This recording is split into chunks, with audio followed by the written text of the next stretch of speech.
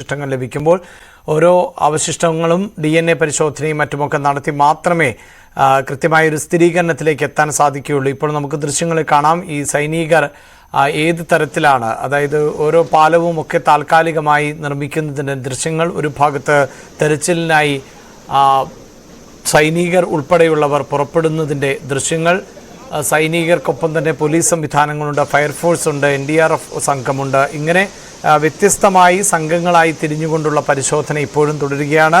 VV Arun കൂടി ചേരുന്നുണ്ട്. അരുൺ, അല്പസമയം മുമ്പ് മന്ത്രി കുറേയേറെ കാര്യങ്ങൾ വ്യക്തമാക്കി. അതിനു മുമ്പ് ജില്ലാ കളക്ടർ മേഘശ്രീയുടെ പ്രതികരണം ഉണ്ടായിരുന്നു. അതിൽ നിന്നൊക്കെ വായിച്ചെടുക്കാൻ സാധിക്കുന്നത് ഇപ്പോൾ സർക്കാർ പറയുന്ന ഈ 206 എന്ന കണക്കിനപ്പുറത്തേക്ക് കാണാതായവർ ഉണ്ട് എന്ന് തന്നെയല്ലേ? തീർച്ചയായിട്ടും സ്വാഭാവികമായും ഈ കണക്കിൽ മാറ്റം വരും. സർക്കാരും ഇതൊരു അന്തിമ കണക്കായല്ല പറഞ്ഞത്. 202 പേർ എന്ന മുഖ്യമന്ത്രിയും ഒക്കെ പറയുമ്പോൾ അതൊരു അന്തിമ കണക്കല്ല, അത് റേഷൻ കാർഡ് പരിശോധിച്ചുള്ള കണക്കാണ്. പല തലങ്ങളിലൂടെ പല വഴികളിലൂടെ കണക്ക് പരിശോധിക്കുന്നുണ്ട്. മന്ത്രി പറഞ്ഞതുപോലെ ഈ ടൂറിസം കേന്ദ്രങ്ങളിൽ DTPC മുഖേന ടൂറിസ്റ്റുകൾ ആരെങ്കിലും വേറെ വന്നവർ തിരിച്ചു പോകാത്തതുണ്ടോ, അത്തരം കാര്യങ്ങൾ പരിശോധിക്കും. ഈ ലയങ്ങളുടെ കാര്യം, അതിർത്തിയുള്ള കാര്യം വീണ്ടും പരിശോധിക്കും. അങ്ങനെ പല തലങ്ങളിൽ പരിശോധന നടക്കുകയാണ്. ആളുകൾ വലിയ ആശങ്കയിലും ആധിയിലുമായിരുന്നു ഈ അപകടത്തിന്റെ തുടക്ക ദിവസങ്ങൾ. അതുകൊണ്ട് തന്നെ നിരവധി പേരെ കാണാനില്ല. കഴിഞ്ഞ ദിവസം വരെ ഫോണിൽ വിളിച്ചുകൊണ്ടിരുന്ന ആളുകളെ കാണാനില്ല, കണ്ടിരുന്ന ആളുകളെ കാണാനില്ല എന്നൊക്കെ പറഞ്ഞ് വലിയ പരാതികൾ ജില്ലാ ഭരണകൂടത്തിൽ ലഭിച്ചിരുന്നു. അത് ആ കണക്കുകൾക്ക് ആകാം ഒരുപക്ഷെ 400 എന്ന വലിയൊരു നമ്പറിലേക്ക്, 400ഓളം പേർ മിസ്സിംഗ് എന്ന വലിയൊരു നമ്പറിലേക്ക് പോകുന്നു. പക്ഷേ ഒരുപക്ഷെ അത്ര ഉണ്ടായില്ലെന്നാണ് സർക്കാർ ആശ്വസിക്കുന്നത്. അതുകൊണ്ട് തന്നെ ഈ കണക്കെടുപ്പ് ആ രീതിയിൽ പുരോഗമിക്കും. പല വഴികളിലൂടെയുള്ള കണക്കെടുപ്പ് പുരോഗമിക്കും. സ്കൂൾ കുട്ടികളുടെ കാര്യമൊക്കെ സ്കൂളിലെ രജിസ്റ്റർ അടക്കം പരിശോധിച്ചുകൊണ്ടാണ് ആ ഒരു കണക്ക് തിട്ടപ്പെടുത്തിയത്. അങ്ങനെ എല്ലാ തലങ്ങളിലുമുള്ള നാട്ടുകാർ നൽകുന്ന വിവരമുണ്ട്, രക്ഷപ്പെട്ട പ്രദേശവാസികൾ നൽകുന്ന വിവരമുണ്ട്, അതുപോലെ ഈ തദ്ദേശ സ്ഥാപനങ്ങളുടെ ജനപ്രതിനിധികൾ നൽകുന്ന വിവരമുണ്ട്. അങ്ങനെ എല്ലാ കണക്കുകളും പരിശോധിച്ചുകൊണ്ടാണ് ഈ കാണാതായവരുടെയും മറ്റും പട്ടിക ക്രോഡീകരിക്കുന്നത്. അത് തുടരുകയാണ്. അതിൽ ഇപ്പോഴുള്ള ഈ 202 എന്ന ഔദ്യോഗിക കണക്കുകൾക്ക് അപ്പുറത്തേക്ക് ഉണ്ടാകുമെന്നത് ഏറെക്കുറെ ഉറപ്പിച്ചു പറയാൻ കഴിയുന്ന കാര്യമാണ്. പക്ഷേ അത് എത്രത്തോളം പോകുമെന്നൊക്കെ അന്തിമ കണക്കെടുപ്പിൽ മാത്രമേ മനസ്സിലാകൂ. ഏതായാലും 6 സോണുകളെ തിരിച്ചുള്ള തെരച്ചിൽ ഇന്നും തുടരാൻ തന്നെയാണ് തീരുമാനം. ഇന്നലത്തെ യോഗത്തിലും അത് തന്നെ തീരുമാനമെടുത്തു. ചാലിയാറിന്റെ തീരങ്ങളിലും നിലമ്പൂർ ഭാഗത്തും കോഴിക്കോട് ഭാഗത്തും ഒക്കെ കൂടുതൽ പരിശോധനകൾ ഉണ്ടാകും. ഈ മുണ്ടക്കയിലും അതുപോലെ തന്നെ പുഞ്ചിരിമട്ടത്തുമൊന്നും ആ രീതിയിൽ ഇനി മൃതദേഹങ്ങളുണ്ട് എന്ന് കരുതാനാകില്ല.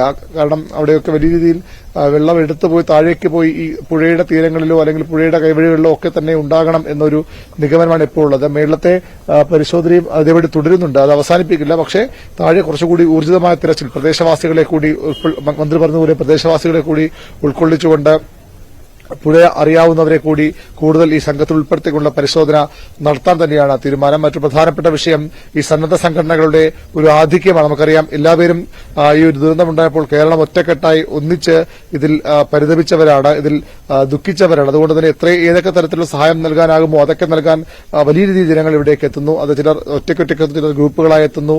രജിസ്റ്റേർഡ് സംഘടനകളുടെ, അത് രാഷ്ട്രീയ മത സാമുദായിക സംഘടനകളുടെ ലേബലിൽ എത്തുന്നവരുണ്ട്. അതിനൊക്കെ അപ്പുറത്തേക്ക് ചില ഗ്രൂപ്പുകൾ തന്നെ നാട്ടുകാർ ചേർന്ന് ഗ്രൂപ്പായി ഒക്കെ കൊണ്ടുവരുന്നു. പക്ഷേ അങ്ങനെയെല്ലാം ഭക്ഷണ വിതരണം അടക്കം നടത്തുമ്പോൾ ഇതിന്റെ പരിമിതികളുണ്ട്. ഒന്ന്, ആൾക്കൂട്ടം എന്നത് വലിയ പ്രശ്നമാണ്. നമ്മൾ ഇന്നലെ വൈകിട്ടൊക്കെ റിപ്പോർട്ട് ചെയ്തതുപോലെ ഒരു സ്ഥലം കാണാനെത്തുന്നവർ, രാവിലെയാണ് മന്ത്രി മുഹമ്മദ് റിയാസ് ഈ ഡാർക്ക് ടൂറിസം, ഡിസാസ്റ്റർ ടൂറിസം എന്ന ഒരു പ്രയോഗം നടത്തിയത്.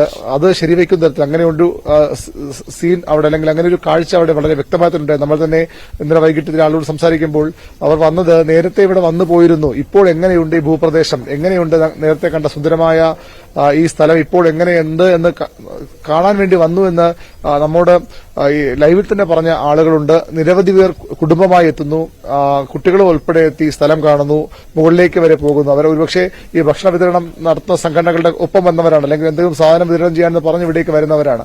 അവരൊക്കെ സ്വാഭാവികമായും മുകളിലേക്ക് പോയി ഈ ദുരന്ത ഭൂമിയിൽ സന്ദർശിച്ച് അവിടെ നിന്ന് ചിത്രങ്ങൾ എടുക്കുന്നു, അവിടെ നിന്ന് വീഡിയോ എടുക്കുന്നു. ആ രീതിയിൽ അവരുടെ മറ്റാളുകളെ അറിയിക്കാനുള്ള ശ്രമം നടത്തുന്നു. അങ്ങനെ വരുമ്പോൾ വലിയ ആൾക്കൂട്ടം അവിടെ ഉണ്ടാകുന്നുണ്ട്. അത് തടയണമെന്ന നിർദ്ദേശം നേരത്തെ തന്നെ സർക്കാരിന്റെ ഭാഗത്ത് നിന്ന് ഉയർന്നതാണ്. അതുപോലെ ഭക്ഷണ വിതരണത്തിലും ചില പ്രശ്നങ്ങൾ ചൂണ്ടിക്കാട്ടപ്പെടുന്നു. അതായത് ഭക്ഷണ വിതരണത്തിൽ നിരവധി സംഘം നമുക്കറിയാം, നമ്മൾ ആദ്യ ദിവസം ഒഴിച്ചാൽ പിന്നീട് ആ ദിവസം അവിടേക്ക് ഭക്ഷണ വിതരണ വണ്ടികൾക്കും മറ്റും പോകാൻ ഒരു നിയന്ത്രണമുണ്ടായിരുന്നു. പക്ഷെ അതിനുശേഷം നിരന്തരമായി ഓരോ 10 മിനിറ്റിനും ഓരോ സംഘങ്ങളും ഭക്ഷണവും കുടിവെള്ളവുമായി ഒക്കെ അവിടെ എത്തുന്നുണ്ട്. അവിടെയുള്ള ചില പള്ളികൾ, ചില കേന്ദ്രങ്ങളൊക്കെ കേന്ദ്രീകരിച്ചുകൊണ്ടുള്ള ഭക്ഷണ വിതരണം നടക്കുന്നുണ്ട്. പക്ഷേ അങ്ങനെ ഭക്ഷണം എല്ലാവരും വിതരണം ചെയ്യാൻ തുടങ്ങുമ്പോൾ അതിനൊരു നിയന്ത്രണം വേണമെന്ന് സർക്കാർ തീരുമാനിക്കുകയാണ്. കാരണം ഈ നൽകുന്ന ഭക്ഷണത്തിന്റെ ഗുണനിലവാരം അല്ലെങ്കിൽ അതിന് ഒരു തരത്തിലുള്ള ആശങ്ക ഉണ്ടാക്കാത്തതല്ല, അപകടം ഉണ്ടാകാത്ത ഭക്ഷണമായിരിക്കണം. പ്രത്യേകിച്ച് ചില ആർമി ഉദ്യോഗസ്ഥർക്കൊക്കെ ഈ ഭക്ഷണം കഴിച്ചിട്ട് ചില പ്രശ്നങ്ങളുണ്ടായി എന്ന വിവരമുണ്ട്. അതുകൊണ്ട് അവരുടെ കൂടെ നിർദ്ദേശത്തിന്റെ അടിസ്ഥാനത്തിലാണ് ഭക്ഷണ വിതരണത്തിന് കൃത്യമായ ഏകീകൃത സംവിധാനം ഉണ്ടാക്കണമെന്ന നിർദ്ദേശം ഇപ്പോൾ സർക്കാർ നൽകിയിരിക്കുന്നത്. മേപ്പാടിയിൽ പോളിടെക്നിക്കിൽ അവിടെ സമൂഹ അടുക്കള മാതൃകയിൽ അവിടെ കൃത്യമായി തന്നെ സർക്കാർ സംവിധാനത്തിൽ ഭക്ഷണം ഒരുക്കുന്നുണ്ട്. മറ്റുള്ളവർക്കും നൽകാൻ പൂർണ്ണമായി നൽകിയെന്ന് പറയുമ്പോഴും അത് ഒന്നുകൂടി നിയന്ത്രിക്കണമെന്നൊരു നിർദ്ദേശമാണ് സർക്കാർ മുന്നോട്ട് വയ്ക്കുന്നത്.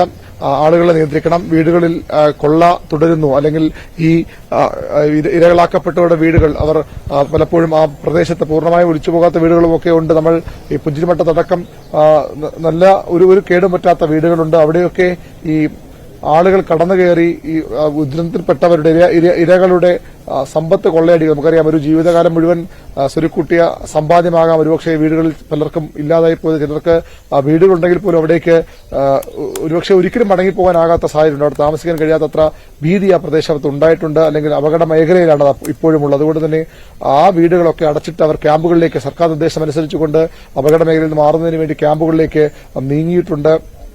അങ്ങനെയുള്ള വീടുകൾ കൊള്ളയടിക്കപ്പെടുന്നു, അല്ലെങ്കിൽ അവിടെ ആളുകൾ കയറി പല പേരുകൾ, സന്നദ്ധ പ്രവർത്തന പേരിലും തിരച്ചിലിന്റെ പേരിലുമൊക്കെ ചില ആളുകൾ, ഈ വളരെ ചുരുക്കിയ ആളുകൾ മാത്രമാണ് അത്തരം പ്രവർത്തനങ്ങൾ ഏർപ്പെടുന്നത്. പക്ഷെ അങ്ങനെ വരുമ്പോൾ പോലും ഈ വീടുകളിൽ നിന്ന് പലതും കൊള്ളയടിക്കപ്പെടുന്നു. അത് തടയാൻ നടപടി ഉണ്ടാകുമെന്ന് സർക്കാർ പറയുന്നതിന് മുഖ്യമന്ത്രിയും ഇക്കാര്യത്തിൽ വാർത്താക്കുറിപ്പിലൂടെ അക്കാര്യം അറിയിച്ചതാണ്.